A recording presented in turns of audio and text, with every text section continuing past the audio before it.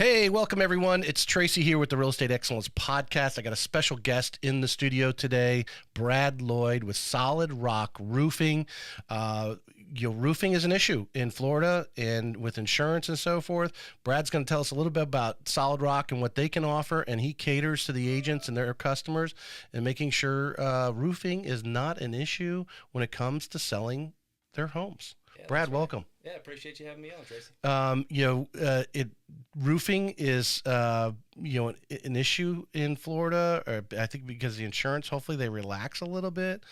I've had Cindy Hayden on, who's been with the National Association of Realtors, and talking about roofing. And a lot of times now, 10 years, and the insurance companies are starting to charge more because your roof is only 10 years old. Yeah. So we're going to talk a little bit about that, but tell us a little about, because you also have your Solid Rock custom homes. That's right. And you're kind of diversifying here with the roofing part of it. Tell us a little bit behind the business, your experience there, and a little bit about what you think you're going to bring. Solid Rock is going to bring these agents and giving them that service that they expect. Okay. Yeah. So I've been in construction for about 12 years now, off and on. Been building custom homes for the last 4 years, and I'm just breaking into roofing. And all throughout that time, I've also been a licensed real estate broker. Mm-hmm. So I understand like the scope and gravity of the real estate industry and how roofing is affecting it. And there's so many transactions that happen these days that either the roof is old just in general, or it has problems, or the homeowners are getting non-renewed Mm-hmm. because of the age of the roof. And I'm just trying to answer those problems and help agents out and customers in general. Just pull that mic a little closer. And people, I think people don't realize today with technology, the insurance companies are able to go quickly right into the county records because you need a permit when you redo your roof, and they know exactly how old that roof is. And now I did have an actual situation just actually a few weeks ago.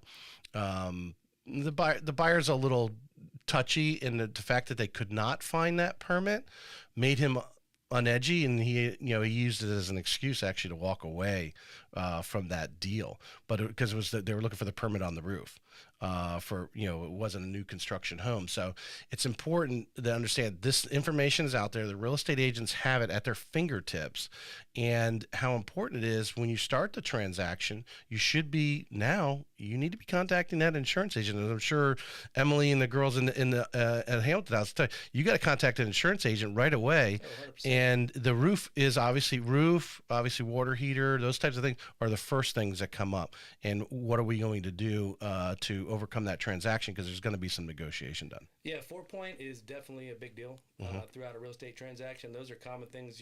That's probably the two most common things you're going to get flagged for is your water heater and the age of the roof. Yep. And having a contact on speed dial like Solid Rock Roofing, Right. To help you get that work through that situation, I think is pivotal in your real estate business.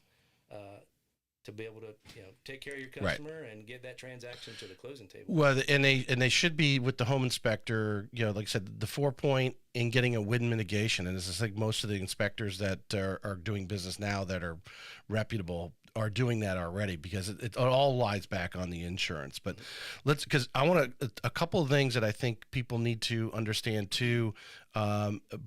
Brad, you have a very obviously your wife's a real estate agent. You have your license as well. That there are situations when if a roof is in question, it's not a deal breaker, because That's right. we can escrow, or you're willing to actually take payment at closing. Tell us a little bit about that. Yeah, so it's a creative way to salvage a deal when sometimes there seems like there is no other way, right? Mm-hmm.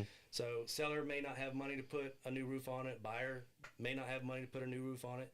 So what I actually do is I wait until everything is, we got the clear to close, appraisal's done, all the pieces are in, and 3 to 4 days out from closing, we go in, we put the roof on it, and then we accept payment, out of seller's proceeds at the closing table. Right. Super simple process. It's super easy to do, and it's a way to get a new roof put on it where the buyer or seller isn't out of pocket any funds until closing. Right. It saves the deal. Yep. Because like I said, the seller doesn't have the money. The buyer is already like, oh my God, I'm going to have to take on this higher insurance. I don't have the money to put it on myself. Even if they discount the price of the home, that's not going to save anything because the buyer still only has enough for the transaction. Yeah. So that really makes it more friendly. Obviously, escrowing a roof is always been there's all lenders do it where literally you can call Solid Rock, you get the estimate. Okay, we're going to put that roof on. It's going to cost $15,000 or whatever, and that $15,000 is taking it out of the seller's proceeds and put it in escrow at closing. You're out there the next day, you put the roof on, and you go collect your check after they come out and say, yep, the roof looks good. Yeah. And then you walk away. So there's a couple ways.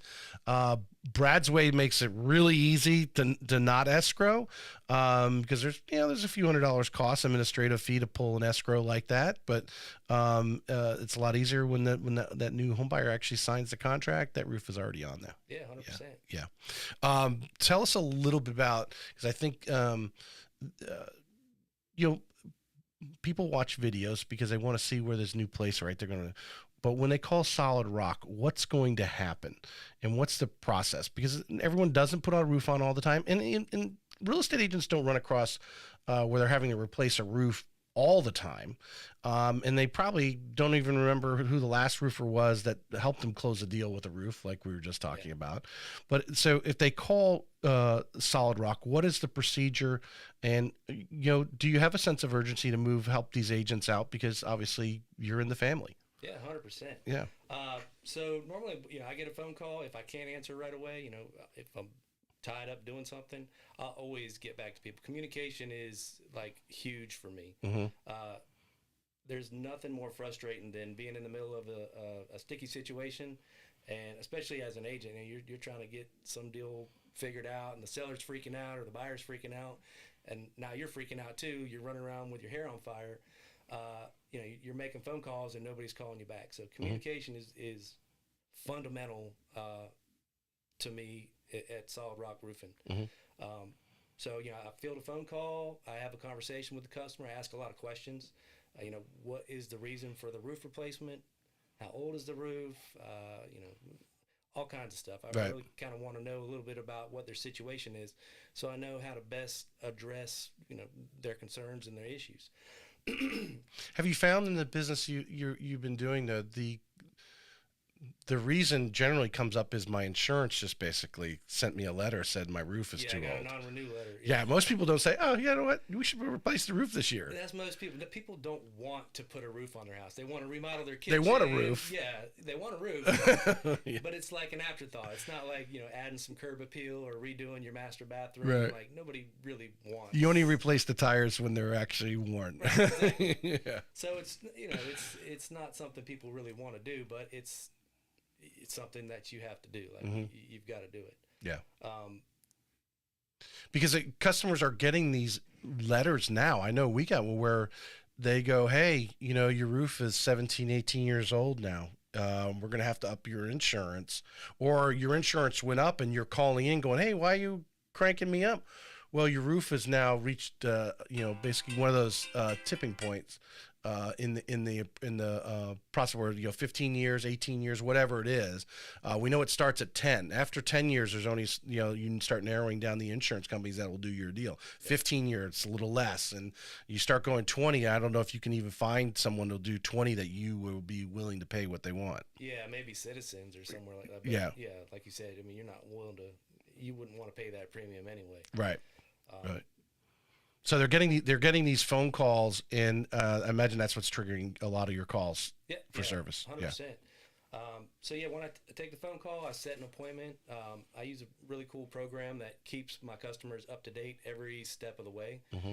It sends them appointment reminders for when I'm coming out to do the inspection. Once I get the inspection report ready and build an estimate, I send everything over to them. It gives them good, better, and best options.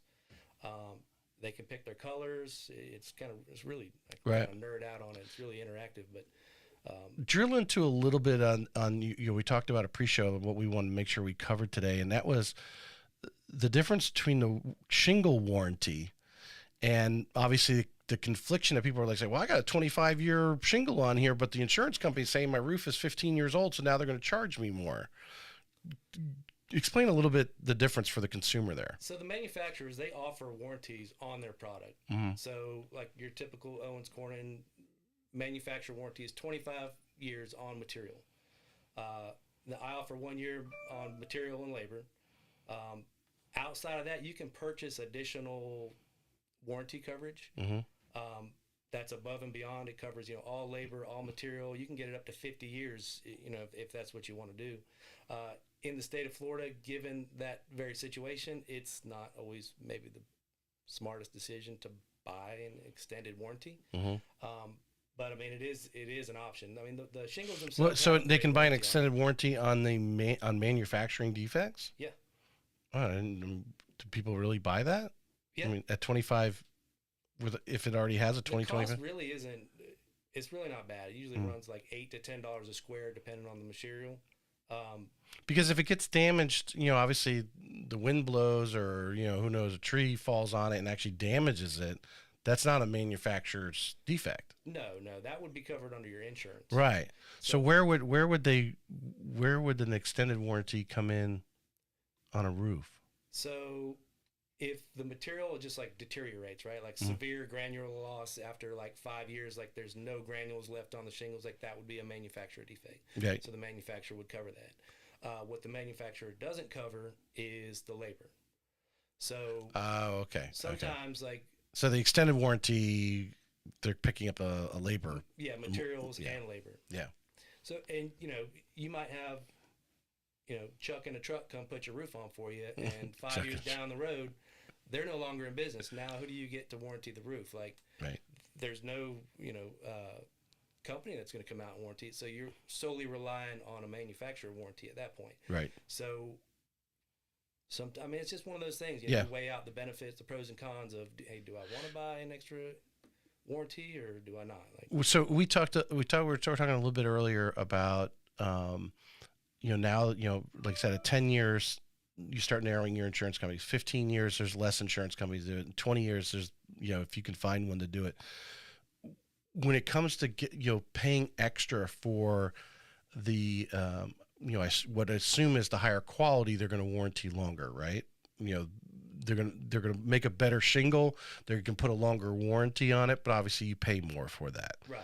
Is it necessarily? What are you seeing consumers doing now? And just from your professional, evaluation of doing this, do you see the benefit in paying extra for that 25-year warranty? Or some of the warranties are even longer than that, right? Yeah, you can get up to 50 years. Yeah, I mean, is it worth paying extra, knowing you're gonna have to replace your roof generally within 20 years? It sounds good on paper. That's kind of my take on it. Yeah. I mean, because really the actual functionality of the shingle is obviously the same. The quality of the materials, I assume, is what they're charging you more for. But we're probably talking about a difference of a few pennies to the manufacturer, but thousands of dollars to the homeowner in the sense of, I want a 50-year warranty. I'll pay thousands of dollars more for that. So I'm sure a high profit sale, but the functionality of the actual shingle, what's it doing on your roof is still the same.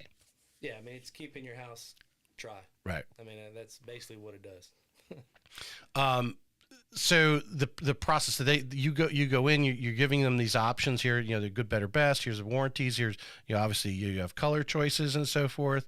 They get it approved by their HOA if they're in, if they're going to change the color of the roof. I assume they got to, get that approved or whatever. That's right. Let's get right down to the day you guys are showing up. What's the process? What are you guys doing? Because I know there's roofers that get complaints because, when you're tearing off those shingles and the nails are flying every which way. It's a war zone, man. Yeah, Exactly. Tell us a little bit about how you guys provide quality service there to make sure the homeowner's not disturbed and you're not killing all their bushes. Okay, so we always walk the property with the homeowner, look for any defects in the home. Like, is their driveway cracked? Are there marks on it? Like, right. And when we do this, like, it's an invasive ordeal. Like, we're tearing up their whole house basically, and we want to make sure that we don't cause any damage to the property, their bushes, their driveway, their yard, and sometimes those things happen. it just comes along with it. Yeah. But we always, we'll stand behind everything we do, and we'll make it right at the end of the day, no matter what it is. Yeah. Yeah, when you got guys coming in with hammers and nails, there's possibility of something gets dropped. Yeah, it happens. We cover the side. And of the you have house with insurance for tarps. that if it's larger than it needs to be. Yeah. We cover everything off with tarps, and they start tearing the roof off. Usually the material is downloaded or roof loaded a day or 2 days, sometimes 3-4 days in advance, and the dumpster is on site a couple days in advance. We keep the homeowners in the loop with everything that's happening, and then on game day, guys show up, 7, 8 o'clock in the morning and just start tearing it up. Because you'd love to take a roof off and put it on in the same day if it's the right size house. Obviously, I'm sure Yeah, the houses. it's possible. Yeah, we don't ever like to leave a house open overnight, and Right. if we have to, I mean, it's tarped off and it's dried in basically where they're not going to have leak issues. So. Right. Tell us a little bit. You've run across some situations, which again, these are customers are going to have these questions, or you probably prep them or foreshadow some of these things when you're doing your estimate. Hey, if we're up there and we open your roof and all of a sudden we find some of the what do you call the roof decking? Roof decking is damaged or rotted. Yeah, there's roof decking. A lot of times you'll see fascia and freeze board rotten. Sometimes rotten trusses. If the leak has been happening long enough, there's all kinds of stuff that can get rotted away up there. Right. With my bids, I include 2 sheets of decking in every bid. If we don't use it, I just refund that amount to the customer. Anything over that, I mean, it's all in my contract where we have the conversation with the customer to let them know, hey, if we're up there, we tear your roof apart and there's more woodwork that needs to be done. This is the cost, and this is kind of what the situation is. That way they're aware of it before it ever even happens. So, if we do get up there, I don't have to have that awkward conversation with my customer. Hey, sir, it's going to be a little bit more than we said it's going to be. Right. I want them to know up front that, hey, this is a possibility, a strong possibility. And that way they're aware of it. You know what I mean? So just having that goes back to communication. What do you've been in the construction business, you've dealt with roofers in your custom home building. Now you're doing roofing.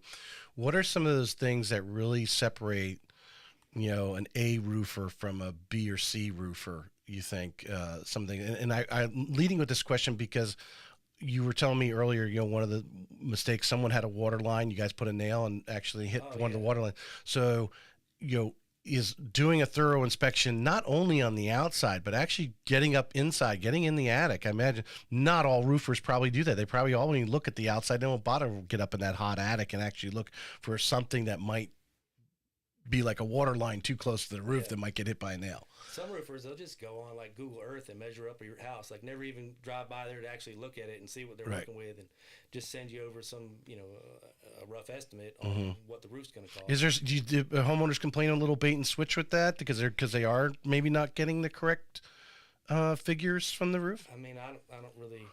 I try not to talk to the homeowners about the other quotes that they're getting. Well, I focus on what I'm doing, what I have to offer, and everyone has a roof. Not everyone's been involved in replacing the roof, though. But just in scuttlebutt in the roofing industry, what are common customer complaints? One non-communication that obviously you try to, eliminate. Not communicating. That's a big one. Not showing up when you say you're going to show up. Oh, I'm sure that's big. Yeah. Not closing out the permits when it's all said and done. Like, you're in the middle of a real estate transaction. You've got this open permit from a roof that was done like 5 years ago, and it's still up because they never finalized the permit. So they're not calling for final inspections, or there's all kinds of stuff that can come up when you're putting a roof on. Right. But yeah, I guess those are some of the top 3. It's funny, communication being big in the real estate business. You would think, looking from the outside into a roof, like, communication. What do you mean communicate? Hey, you go over and get bid. Tell them you're going to be over there on Monday. But again, bigger jobs come up, and it's common in Florida. I would with all contractors, it's kind of like a blanket thing. Is do they show up, and then do they finish the job when they do, or they come in, they remove the roof, but then they got to run over there and do some other job and then come back and that sort of thing. How do you control your crews from the standpoint? Because your business is, like you said, you already said you're already growing. You're doing a lot of sales, but you're going to have to hire some salespeople because you're getting the phones ringing off the hook. So that means you're obviously doing quality work that people are referring your business to. That's right. To give that confidence to that consumer that your crew, when your crew shows up, they're there till the job's finished. Yeah, I'm a one and done guy. Like I've never been the type of contractor that's chasing a dollar or starts a job and then starts another one before I'm finished for one. I start something and then I see it through till it's finished, and then I move on to the next thing. And it doesn't matter what size job it is. I treat everybody the same, like little job, big job. Little real estate sale, big real estate sale. It doesn't matter. I mean, the customer is the customer, and they deserve the highest level of professionalism and courtesy that I can give them. Give us some. We were just started to tap in there, but give us some situations that you've. I don't want to say they're horror stories, but some of those things maybe you didn't expect to happen. You got up there, pulled the roof off, and like, oh my goodness, and then how did you handle it? Yeah, so this was just happened like I think 3 weeks ago. Whenever you pull a roof off, code requires you to re-nail all the decking down, right? So my guys were up there, they were nailing the decking down, and luckily the homeowner was inside the house.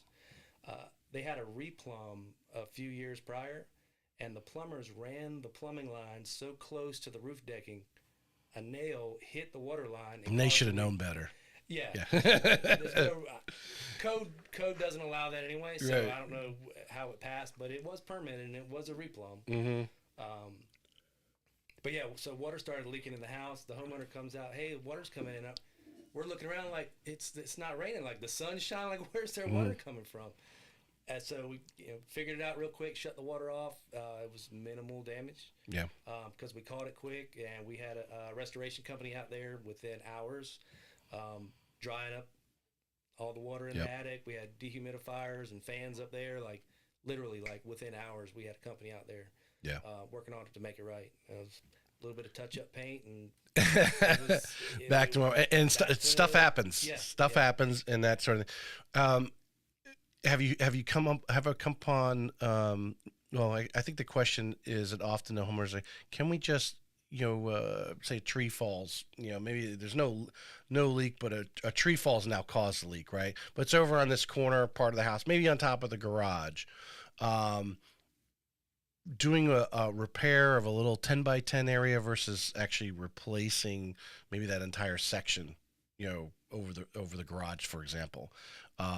Should they do roofers do those small repairs, or is it more suggested actually just, let's redo that section? So it depends on the repair and the area and the age of the roof. There's all these like mitigating factors that go in there.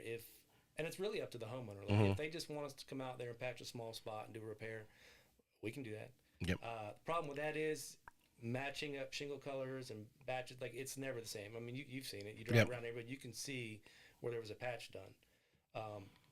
And I mean, it could be a brand new roof. Do you have to, if you're just doing a patch, like you said, hey, I just want this 10 by 10 area, the tree fell on it, we replaced the boards there and, put a new roof on it. Do you need a permit for that? I'm throwing you on there. Yeah, you got me scratching my head now. Well, because I'm asking that because I'm thinking, people try to get away with it, or one of the things is, when we are, mortgage deals for 19 years and they go to the roof and the joke is like, well, did they have their brother-in-law come over and put the roof on, or did they just do a section, and because the insurance companies are looking this stuff up. And like I said, an appraiser can go out there and he sees a discoloration in the top, in that, the shingles, because this area is new and that area isn't. That's an alarm they're setting off that, hey, maybe we need a roof inspection. Yeah. And then they're going to try to find permits for that. So if you're just doing a small patch job, even a handyman can do that. There's no permit needed. If you just go out there and replace a couple shingles. Yeah. I would say if you're removing decking and patching it, chances are if a tree fell on it, there's probably insurance involved anyway. So yes, 100% you're going to have to permit it.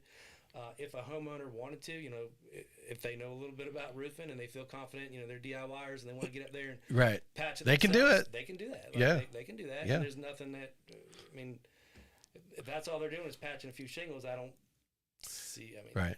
I I'm don't just see the need prepping for it. our agents who might be listening. Okay. That this could happen. The homeowner went up there and replaced it, or had some handyman come over because it just caught the corner of the roof.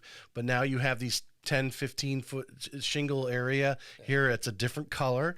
Check And your seller's disclosure. yeah, I mean, and so the insurance company, I mean, not the insurance company, the appraiser is the eyes of the lender. They go out there and they say, oh, we got these shingles here, or maybe something happened here, right? And then they want to, these shingles may be only 2 or 3 years old because that's when they did the repair, but the overall roof might be, 12, 15 years old. And so those things come up, and obviously they're going to do the research on the permits and find out what happened there. You might have to get disclosure from the homeowner. I just something I thought of there. I don't know, kind of threw you on the spot there, but like a lot of things, all this stuff is a case by case basis. Yeah, I mean, if you're a listing agent, and you roll up to your listing and you see like clearly there's a huge spot that's been patched on a roof, and the seller doesn't put anything on the seller's disclosure about it, make sure you find out like what the deal is. Yeah, ask some questions, because it's liable to pop up somewhere in the deal, and it could cost it to go off the tracks. Yeah. I haven't had it happen recently, but it does happen where the appraiser goes out there and says the roof is older and has less than 3 years of life on it, because that's what a lender wants. They want to know that roof has at least 3 years of life on it. Do you do those inspections? They do roofing inspections. Okay. So the agents, you want to know that Brad is available, his team, to call him if you got a lender saying, oh, we don't know, we don't think there's 3 years, because most likely they're probably going to negotiate a replacement. But if you need Brad's opinion on the roof, call him so he can come out there and give opinion. And obviously, I'm sure he'll follow up with a full replacement estimate as well while he's out there. Yeah, I just did one of those yesterday for a customer out in Marsh Landing. Similar type situation. They failed their 4-point. There was a couple missing shingles that had blown off, I guess, from the last hurricane. And one of the ridge cap shingles was kind of bent and twisted up. So it failed the 4-point. So I had to go out and do an inspection, send everything in. Insurance companies allowing them to make the repairs after closing within 45 days. So a new homeowner is going to take over, but the insurance company's putting that money aside, I guess, is in like an escrow type account for them. So there's no money involved. Like once the buyer takes possession of the property, the insurance company's giving them 45 days to have the repairs made, because they're minor repairs. 45 days to get it's the insurance company of the current owner. Right. My apologies. The current owner's insurance company is actually going to pay. No, so there's no insurance involved. Like the new homeowners were trying to obtain new homeowners insurance, a new policy for the property. So they had a 4-point done. The 4-point failed because of a couple minor issues. The new insurance carrier for the buyer is allowing them, they'll go ahead and buy on the policy, but the homeowner has to have those few repairs made within 45 days. Oh, okay. So it was just nominal fixes to do it and move on. Okay. Yeah, because the roof itself is only 9 years old. So, I mean, it's in great shape. It looks great. Just had a few little areas of concern. 9 years old. That's the key right there. Yeah, you got a time when you're going to move out of your house. You got a time when the roof is going to be replaced and so forth. To catch that cycle so it doesn't become a problem. Yeah. Brad, anything you want to add about Solid Rock here today? If you're looking for a solid roofer, I'm your guy. Well, Brad understands the business. The real estate agents that are listening, he understands the urgency that you have and what the information they need to wherever it's, hey, is there a 3-year life on it? Or, hey, if you're going and listing a house, I would actually call your go-to insurance company, make sure they pull the roofing permit, find out when it was done, and if it's on the borderline, call Brad to come out and do an estimate. What a great way to have that information at your fingertips, so when the buyers come, if they or hey, I don't know about the roof, well, you know what, I got an estimate right here. Got an ace in the hole right there. Like, cover those things. Brad's available for that. And it just, because every one of those situations, as agents, you all know, it could be the smallest little bump, the smallest little thing on the inspection report, and that's a reason for someone to back out of a deal, because everyone goes through a buyer's remorse thing. Am I doing the right thing? Did I buy this house in the right neighborhood? And some buyers are just anything on the inspection report anyway, and they lose their minds. Like, Exactly. Oh my gosh, what am I going to do? Like the doors are squeaking. It's like, calm down. You know, especially first time home buyers. They don't know. They've never done that before. Right. So, as an agent, you know, it's up to you to like 100%. And to have, and if the roof could be an issue, to have that number ready to go. Maybe you've already prepped your sellers like, hey, you know what? If they call us out on the roof, here's what it's going to cost. This is what we're going to do. And maybe you set your price accordingly to be prepared to replace the roof before closing as you're willing to do. Yeah. Yeah. Appreciate you coming on. Yeah. Appreciate you. All right. I hope everyone got a little bit about Solid Rock Roofing. What's the best way to get a hold of you? Cell phone, email, text. I'll answer smoke signals if you can send it to me. I assume you got your social media going. So Facebook. Yep, Facebook, Solid Rock Roofing. Instagram handle is Jacksonville Roofing FL. Trying to get my SEO. Facebook, easy. Solid Rock Roofing, bingo there. Or obviously Solid Rock Custom Homes. You're going to go to the same phone, I'm sure, there, and he'll help you out.